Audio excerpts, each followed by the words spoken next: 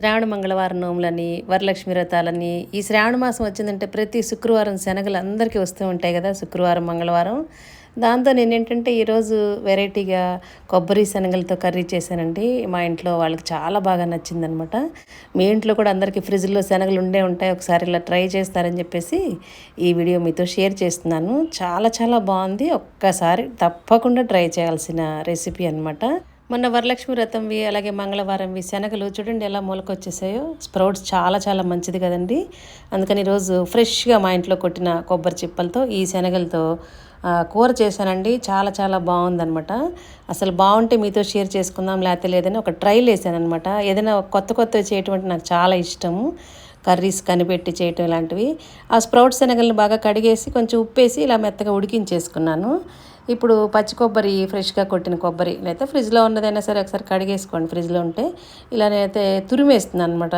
మనకి మిక్సీలో గ్రైండ్ చేస్తే ఏంటంటే మెత్తగా ముద్దలా వచ్చేస్తుంది. పచ్చళ్ళకి ఓకే, కానీ ఇలా ఈ కర్రీ చేయడానికి ఇలా తురిమేసి చేసుకుంటే ఏంటంటే పొడి పొడిగా వస్తుంది అనమాట. మనం కొబ్బరి శనగపప్పు అలా చేస్తుంటాం కదా, అప్పుడు ఇలా తురిమేసి చేస్తుంటాను అనమాట. ఇలా 2 కొబ్బరి చిప్పలు కూడా ఇలా తురిమేసుకున్నాను.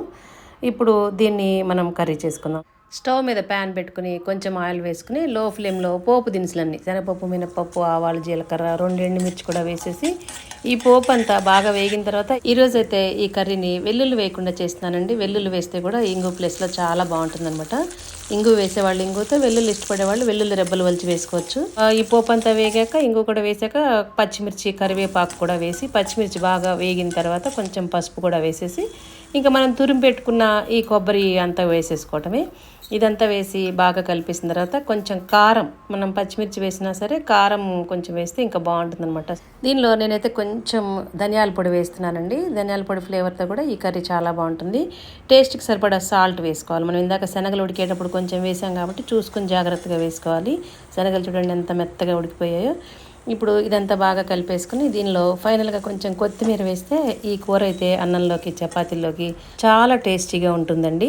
మన ఛానల్లో రకరకాల కంటెంట్స్ ఉన్న రెసిపీస్తో పాటుగా అమ్మవారి పూజలు, నోములు, వ్రతాలు అన్నీ ఉన్నాయి. రీసెంట్గా యూఎస్ వెళ్ళి అక్కడన్నీ కూడా మీతో షేర్ చేసుకున్నానండి, మేము వెళ్ళిన ప్లేసెస్ అన్నీ.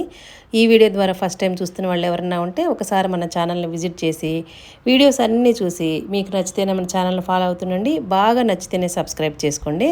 Thank you for watching.